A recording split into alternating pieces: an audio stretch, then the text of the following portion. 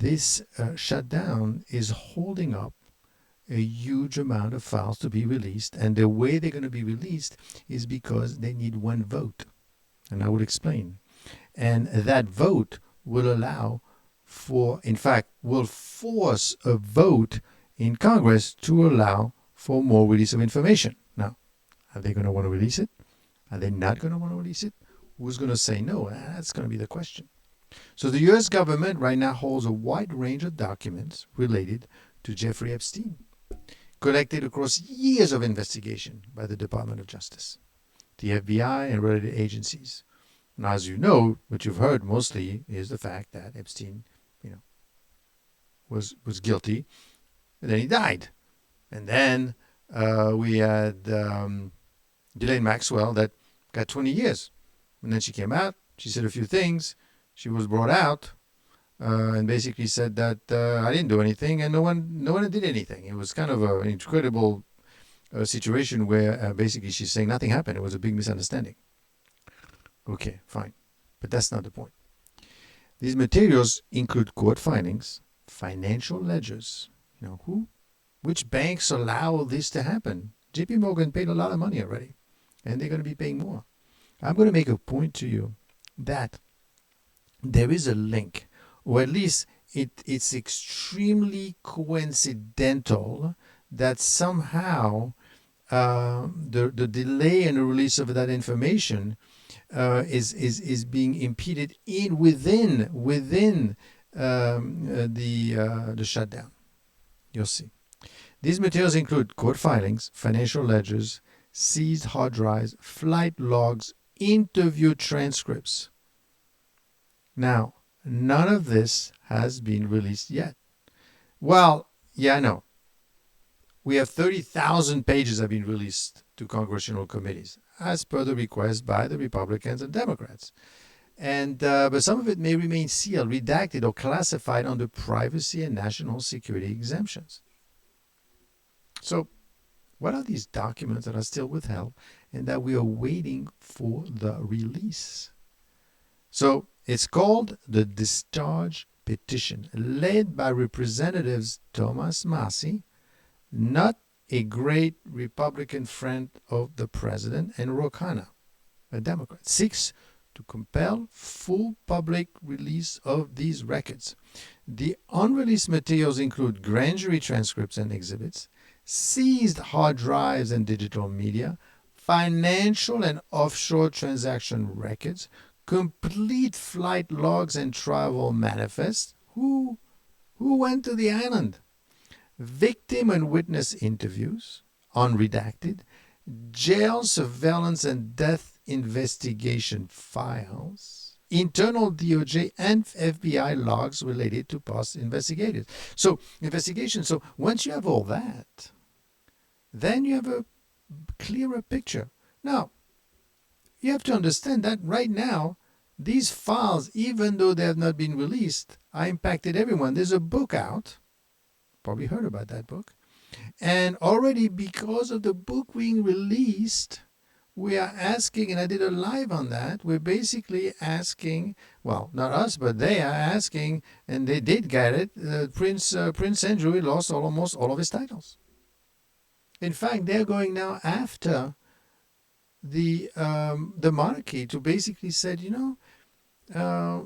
maybe he should lose even more of his title. Maybe he shouldn't even live in this wonderful place that he's living in right now near the castle.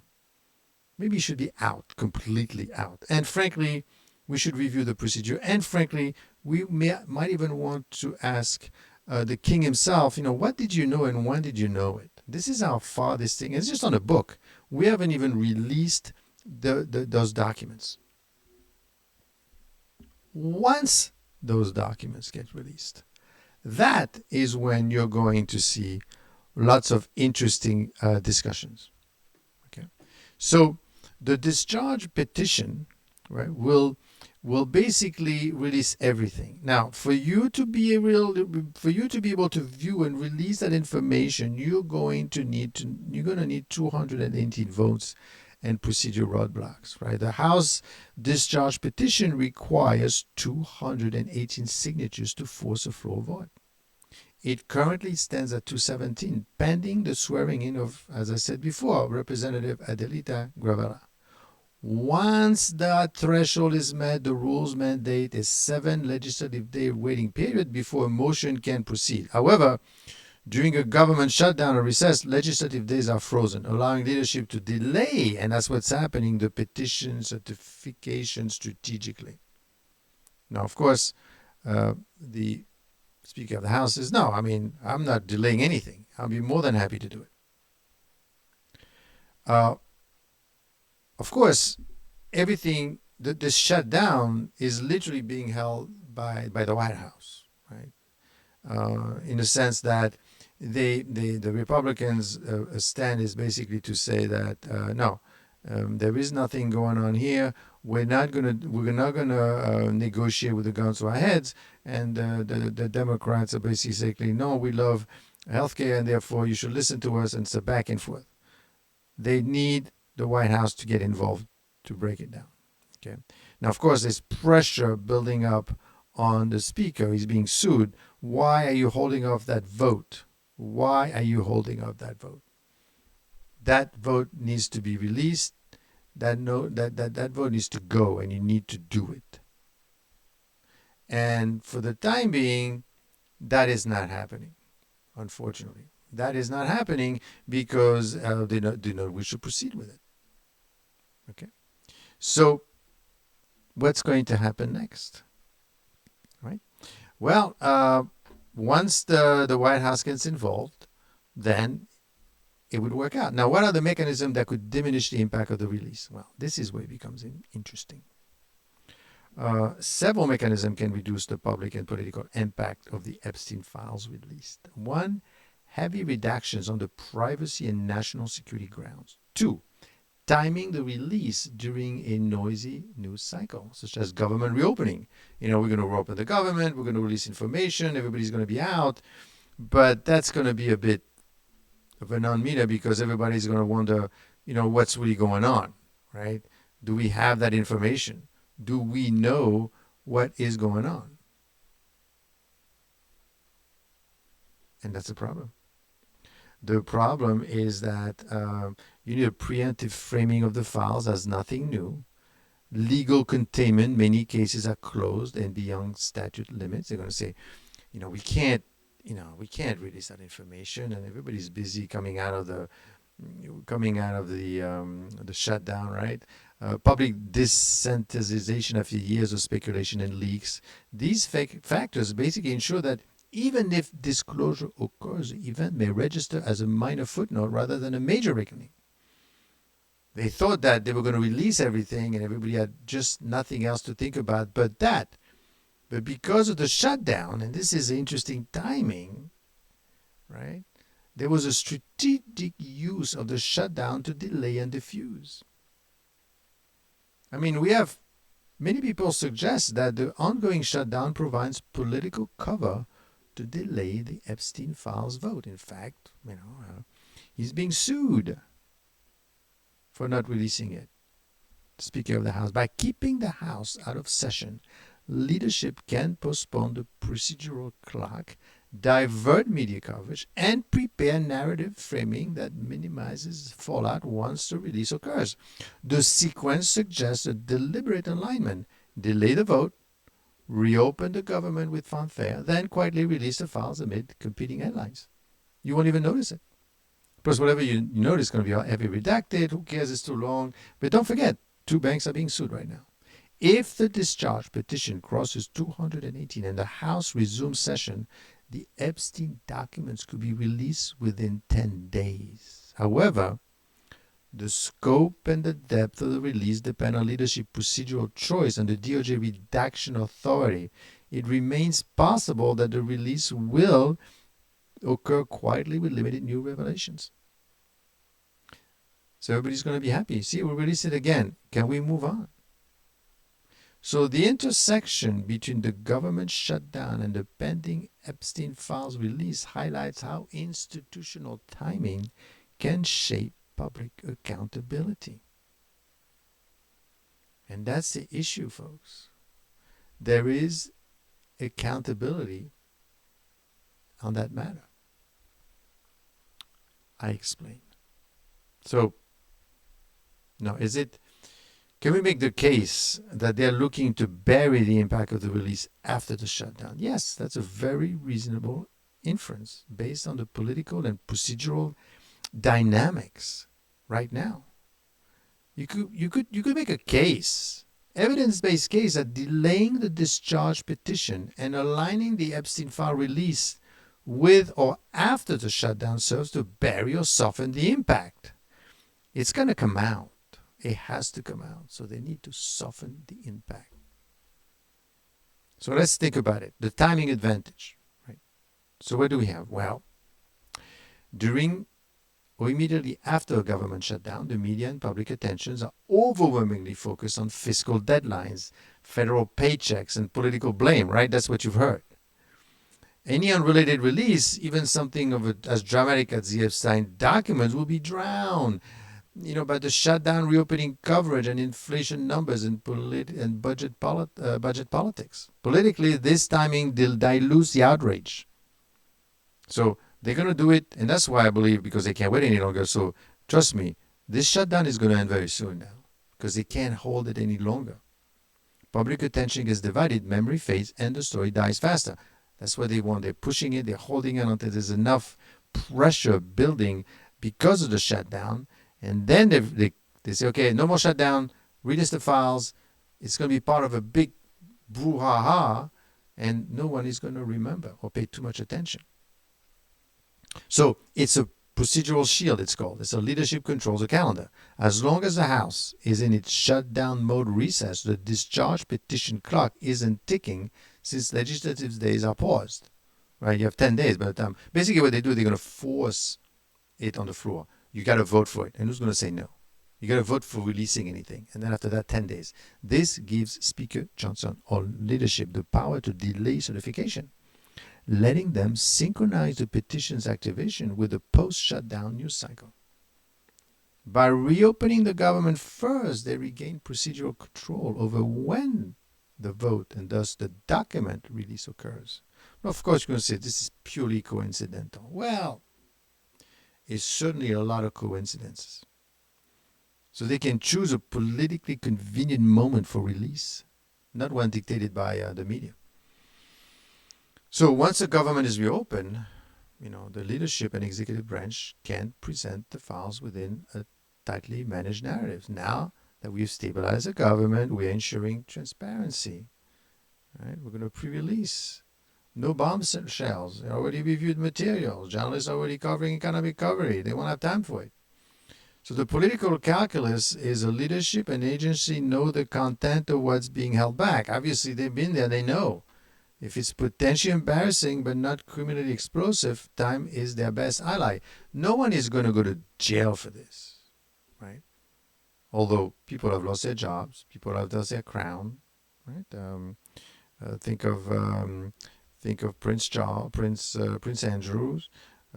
Think about the ambassador to England, lost his job recently because of that. So delaying release only after a major legislative event gives institutions time to prepare responses. The public outrage curve shortens dramatically. So yes, I think the logic holds. The government shutdown and its prolongation function not only as a fiscal stand-up but also as a political buffer, delaying and dulling the eventual impact of the Epstein files release by pushing it into a period of low public focus. And you have to wonder, how can that be?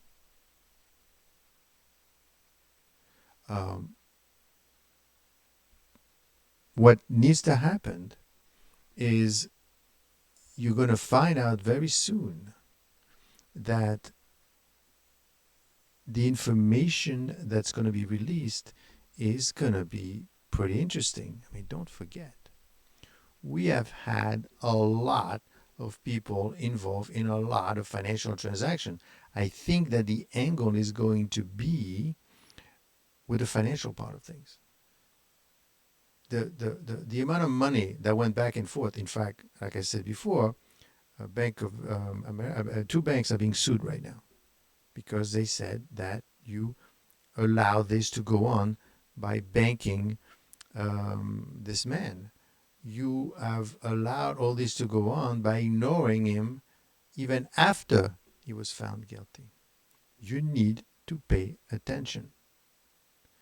And they actually want some of those bankers to come to Congress and actually talk about it. They want them to come and talk about what they knew and what they did not know. That's going to be a lot of damage. That's going to be difficult for them because there's no way you could say that nothing has happened. There's no way you could say that, you know what, I didn't know what's going on. No way.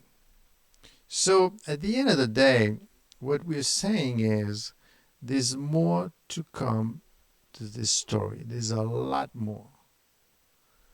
But because of what the Congress holds, it's going to be difficult.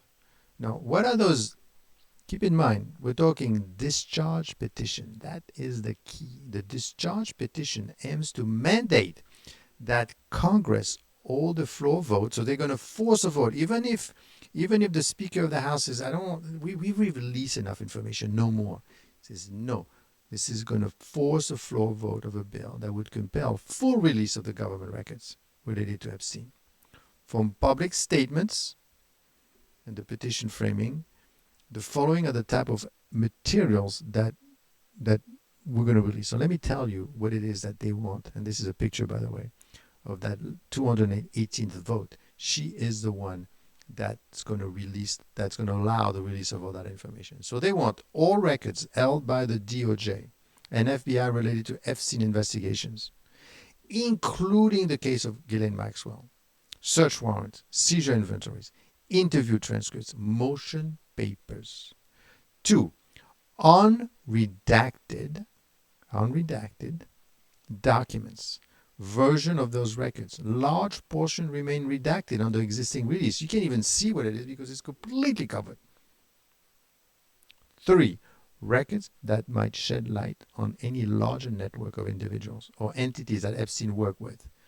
Let's see the more names. Let them come out and say, I didn't have anything to do with it. Well, you were there. He sent you money. You give it back to him. The petition supporters say the public deserves transparency about who else might have been involved. It doesn't mean you were guilty, but you were involved. Materials number 5, materials regarding Epstein's death, the circumstances surrounding it, and what investigations or reviews were done by the government. Number 6, documentation about how Epstein's cases was handled historically to show whether there was institutional failure or complicity. And then, of course, the flight logs. Now, of course, these are very contentious matters. Why are they contentious? Well, there's victim privacy, legal constraint, right? Just because you're listed doesn't mean you're guilty. Sealed grand jury and indictment documents cannot be released. National security and intelligence issues. Whoa, we can't talk about these things. In fact, there were cases that they said that even Epstein might have been a spy or working for the CIA. Political pressure and optics. The timing, volume, and nature of what gets released affects credibility of institutions and elected officials. Administrative burden and redaction of cost and time. Even when documents are turned over to the committee, they still must undergo a heavy redaction. That's going to be a lot of damage. That's going to take a long time. And that's what they're all concerned about. How much more of this can we take? How much waiting is going to be needed? And this is what you're going to see. This is what we're going to see. Let's see how quickly, I will tell you, within the next week, this government opens up because they cannot wait any longer.